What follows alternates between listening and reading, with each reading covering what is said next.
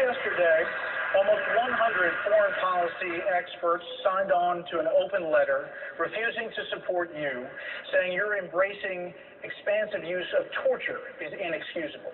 General Michael Hayden, former CIA director, NSA director, and other experts have said that when you ask the U.S. military to carry out some of your campaign promises, specifically targeting terrorist families and also the use of interrogation methods more extreme than waterboarding, the military will refuse because they've been trained to turn down and refuse illegal orders.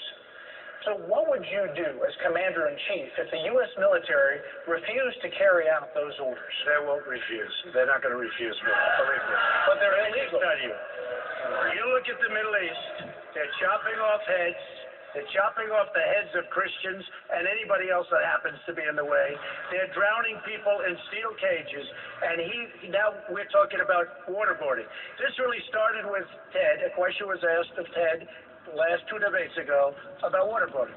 And Ted was, having a hard time with that question, to be totally honest with you. They then came to me, what do you think of waterboarding? I said, it's fine. And if we want to go stronger, I'd go stronger too. Because frankly, that's the way I feel.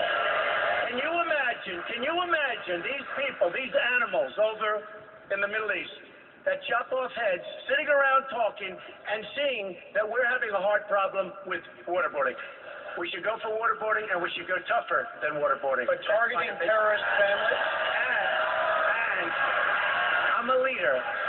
I've always been a leader. I've never had any problem leading people.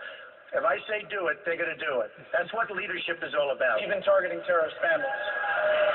Well, look, when a family flies into the World Trade Center, a man flies into the World Trade Center, and his family gets sent back to where they were going, and I think most of you know where they went. And by the way, it wasn't Iraq. But they went back to a certain territory. They knew what was happening. The wife knew exactly what was happening. They left 2 days earlier with respect to the World Trade Center, and they went back to where they went, and they watched their husband on television flying into the World Trade Center, flying into the Pentagon, and probably trying to fly into the White House, except we had some very, very brave souls on that third plane. All right? Senator Cruz, you have no problem